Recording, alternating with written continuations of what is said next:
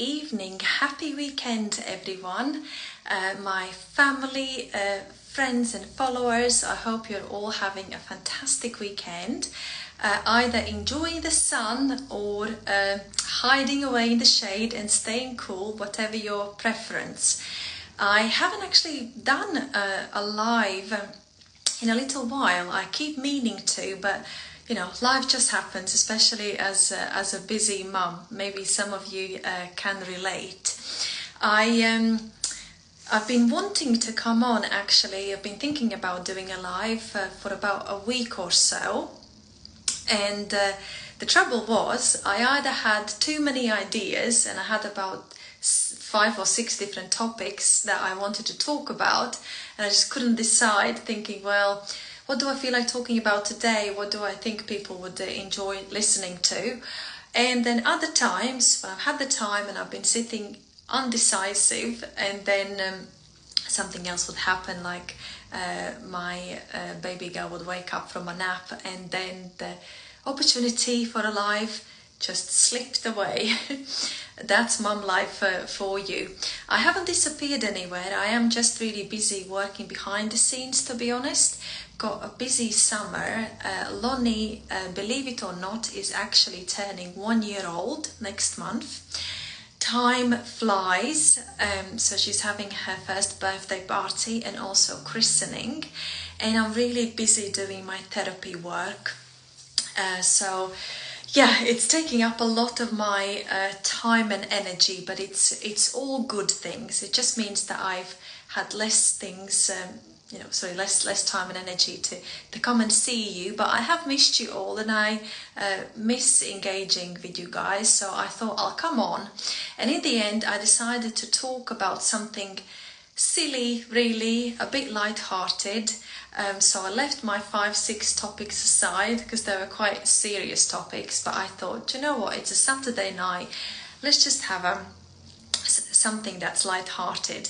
And what I'm going to talk about is basically the latest book that I read, and it's this book, and my husband bought it for me. So it's by Mark Manson, and it's The Subtle Art of Not Giving, as you can see. So my dear husband, bought me this book, and that's quite telling in itself, isn't it? Don't you think? And what we did at the beginning, as some of you that follow my stories know, that we sometimes have a coffee together in the morning. We go for a drive and we go to a cafe, or we get a takeaway coffee. And when we do that, we were reading this book, or I was reading the book, a couple of pages at the time. And then I finished it off. To be honest, the beginning of it was a little bit off-putting because the F word was dropped like 100 times on each page. But as the book goes on, the book actually gets more and more serious. So perhaps it was a good and smart marketing ploy to kind of get people hooked on it. And then the book gets more serious as you go on. Normally, how I read books is that I would either underline or highlight stuff. And then once I've read a book, when I put it away, if I want to revisit it, I pick it up and then I just read the things that I have highlighted or underlined. And this way I go back to books from time to time, and it only takes me like an hour maybe to reread the things that I have highlighted. This time, however, for the first time, I took up the space at the back, which I never do. That was the first time I did it. I think most books have got a couple of empty pages at the back. So what I did, although I have highlighted quite a lot of things in this book, I wrote down the things that I was going to talk to you about in this live. So I thought, yeah, let's start utilizing the space at the back of books. And if you like this, maybe I'll come on again and talk about another book that I've read, because those who know me, I'm a right bookworm. I'm always reading something. I'm always reading and learning. So I've written down a couple of things that I liked the most in this book. So I thought I'll talk to you about them. I guess there's just some light-hearted stuff and philosophies. And I'd love to know in the comments which ones you resonate with the most. So when I go through these points, be nice for you to comment either 1, 2, 3 or 4. I've got 6 points, and then I can see what resonated people the most. Just be interesting to know. So the first point, and this has got my name written all over it, and it's a quote that I actually used in my Positivity Diet Masterclass. That was the last masterclass that I did. And it goes like this, something like this, that life isn't always about turning lemons into lemonade. Instead, it's about growing a stronger stomach so you can stomach life's lemons better. And I absolutely love that, and I stand every word by it. I think sometimes people really misunderstand what a positive mindset actually means, and people tend to think that when you're being positive, you're a bit away with the fairies, or you are avoiding your problems, or you are a bit delusional. That's not how I see it. I see positivity as some sort of mindset armor that one can put on. And that doesn't mean that you're not going to have any problems in life and that your life's going to be easy. But what it does mean is that whatever life throws at your way, you are able to deal with it better. And that's what a strong mindset for me is, and what it means for me. So that's the first point. So comment number 1 if this point resonates with you. And I think I did the reel about this when I after a consultation with one of my private clients, where I said, it's unrealistic to aim for a problem-free life, because problems are just part of life. You always are going to have problems, but what you want to have is, you want to have good problems, or you want to have better problems. You want to have healthy people problems, wealthy people problems, healthy people problems, happy people problems. So work on yourself and you will be able to deal with anything better. And actually I can give you an example from this very morning when I actively chose to go to a yoga class. And shout out to Amy from the Yoga Clan, if she happens to watch it, or anyone attending her class does. I used to go to Amy's pregnancy yoga classes, which were just wonderful. And I've been meaning to restart yoga. I haven't done it because I go to Katie, shout out to Katie at True You Fitness, where you go and do mum's circus. You can take your baby with you. So I've been doing that. With yoga, I would need to leave Lonnie with someone. And I leave Lonnie with my in-laws when I go and do the therapy sometimes. So they look after her for me. And I didn't want to ask them to watch her for me whilst I go to a yoga class, because I thought, well, it's a luxury. It's not something that I have to do. And they have been helping a lot. But after Friday, after therapy sessions that I did on Friday, I was like, I need this. I really need this, because it's been a lot this week. I'm working a lot with private clients in this business, in this capacity as a transformation coach, as well as I do a lot of therapy for people, as well as being a full-time mum and life and other things that happen. So it was a lot this week. So I was like, no, I'm going to ask and I'm going to go. And I can't tell you how much better I felt afterwards. It really is about, oxygen mask on you first. And I haven't had the easiest of days with Lonnie today. She's been fussing a lot, she's teething, and it's been quite full on. But I managed it all by myself after the class, because my husband was busy. I even bathed her in the middle of the day, and I just did everything with feeling so calm and relaxed and feeling energetic, all because I did something for myself first. I put that oxygen mask on me first in the morning, and I was just able to get through the day so much easier. So it's just an example. Point number 2, pain and suffering is part of life. Duh, I know.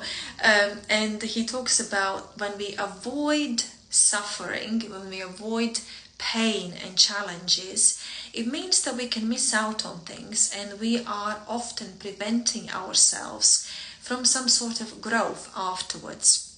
The same way we train our muscles at the gym and the muscles tear and then they grow stronger, exactly the same way we need to build, or we can build, our emotional resilience muscle. And it only gets stronger and it builds through the challenges that we overcome, through the difficulties that we go through. If no bad things ever happened to us, we wouldn't be old and wise and know what to do next time when something difficult happens in our lives. And and it can be applied to anything. You just miss out if you're too worried about having a heartache. I don't know, someone cheating on you. You're missing out on meeting an amazing person, meeting the one.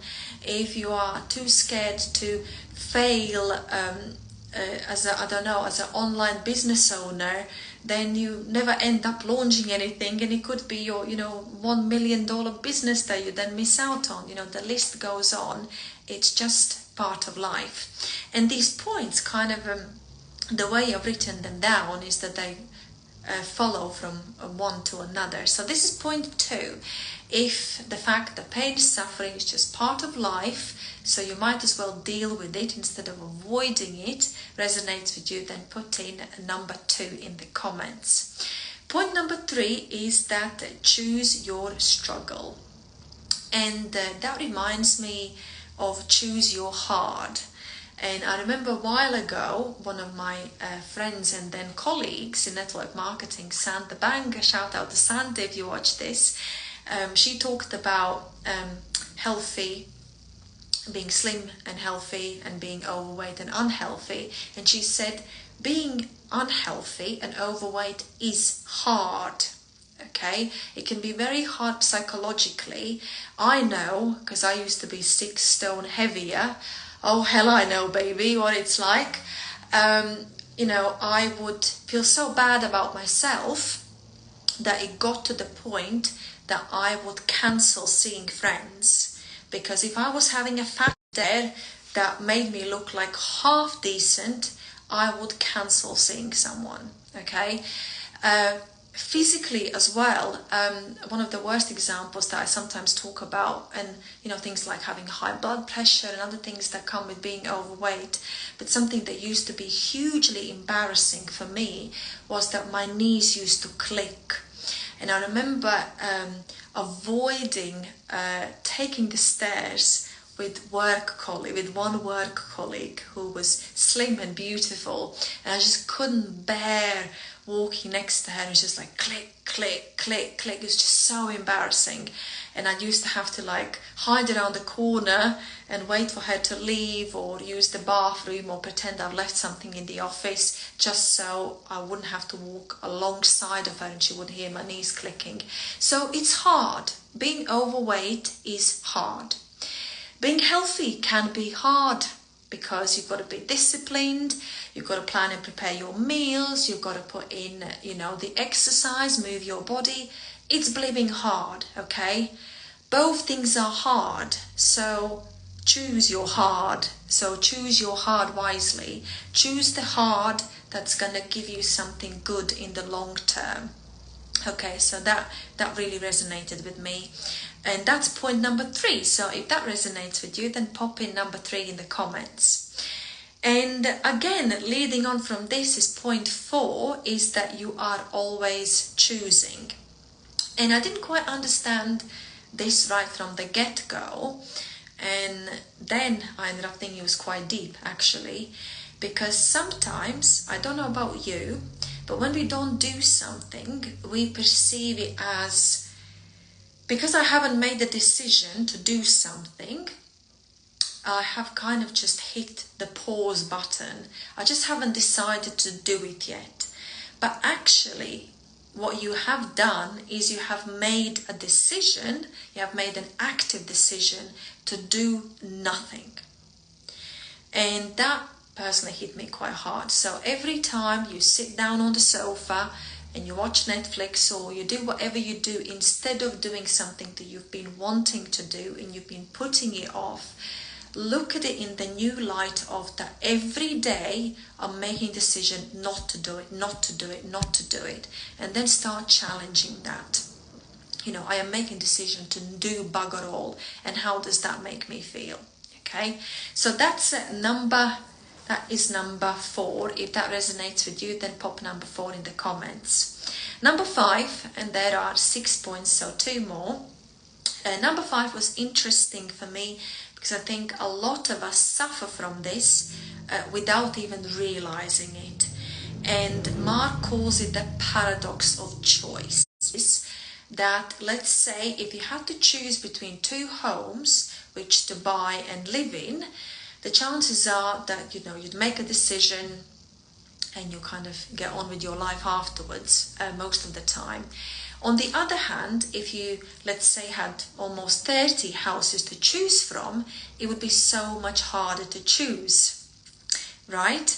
And when you made the decision, the chances are you'd probably be then thinking, well, what if I chose that house and did I miss out on this opportunity, and what life would have been, and what ifs. So that's the example that he uses. For me, an example from practical life that comes into mind is that, comment yes if any of you have had this before, a full wardrobe of clothes and nothing to wear. Comment yes if that's happened to you. You've got shit loads of clothes, ton loads of clothes, but you've got nothing to wear. And it's almost easier when you have an event, something specific, to go and buy what to wear for that specific event, or even go online shopping and look for something to wear for that event, instead of trying to sort out what's in the wardrobe and think of the options and how you can combine different things. And when I've noticed it, the reverse effect of that, the reversal effect, which is amazing, is when I was pregnant, I went to see my stylist friend, Linda, who lives in London, and she does color analysis. So she did that for me. So she gave me this beautiful palette of my colors, nearly 30 colors, different shades that look best on me. So I used that to do a big clear out of my wardrobe. I gave stuff away to charity shops. I sold some stuff, threw some stuff away, and I was left with actually very few clothes. And I remember looking at what was left, I was like, oh my god, some drawers are completely empty, some are half empty. I've got like 6 tops, 3 jeans, 3 pair of jeans, like what the hell? But never in my life have I had more clothes to wear. I just couldn't believe it. I felt that I had like a capsule wardrobe.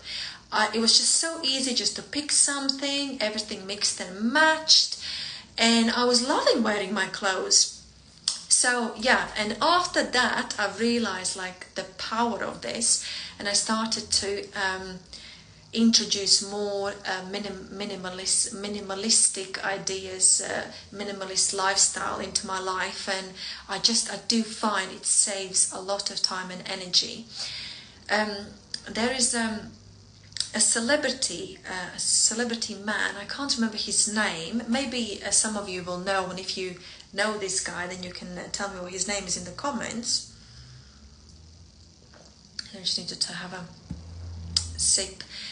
And he said that he basically has 5 the same shirts or t-shirts to wear Monday to Friday, 5 exactly the same ones. And the reason why he has that, is that he's got bigger important things in life to worry about than spend his precious time and energy on choosing what to wear every day. And I loved that. I was like, wow, okay, this guy's got far more important stuff to think about. So maybe that resonates with you. If it does, it's point number 5, and put 5 in the comments if that's something that really resonates with you. We can make our life easier if we remove some of the choices, or should I say distractions? Should I say distractions? Because it's quite often that we create a lot of distractions that takes away our precious focus from the things that we need to be really focusing on. And lastly, but arguably most importantly, Mark talks about death and fear of dying. He talks about sitting at the edge of a cliff in Cape Town, on a cliff in Cape Town, if I remember correctly. And he says basically that he has never felt more alive. And what he also has had happen to him, to give you a bit of context, is that he lost a friend earlier on in life, and he comes to kind of conclusion of this life lesson that we spend so much time fearing death, the worst case scenario, fearing failures, mistakes, heartbreaks, that we just fear this stuff so much that we stop living. And I thought that was a really powerful thing to say, because we are here to experience things, all things, good and bad. You're always going to have problems. There's always going to be ups and downs. And at the end of the day, we are all going to die. We know this, right? Sooner or later, the time will come for all of us. So if the end is death and it's inevitable, then why not do stuff, try stuff?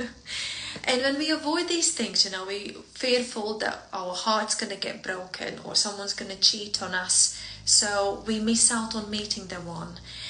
We fear that our business idea is going to be a flop, so we never launch, but we actually could have had $1 million business. You get the idea. Successful people, the most successful people, are the ones that have failed the most, because they don't fear failure. They just go and try things, and when things don't work out, they learn from their mistakes and they go again.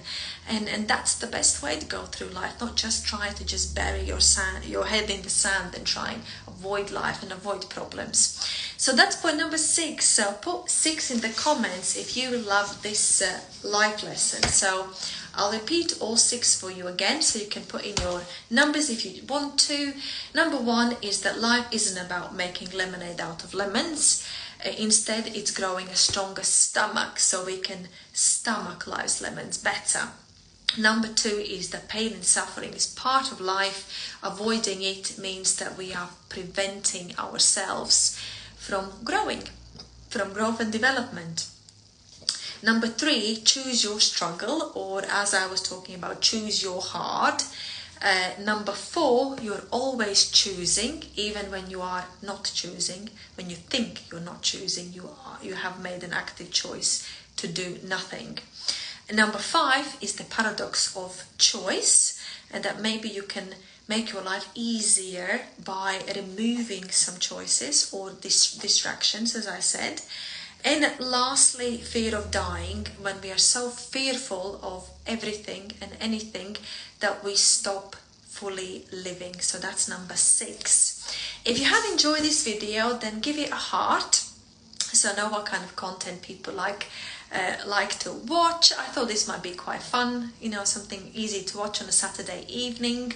Hopefully I'll be seeing you again very soon, and maybe I'll come back with another book if this is a hit. If not, I'll probably talk about one of the 5 or 6 important things that I wanted to talk to you about when the time is right. Enjoy the rest of your weekend, whatever you're going to be doing, and I will see you very soon. Be healthy, be happy, be you. Bye for now.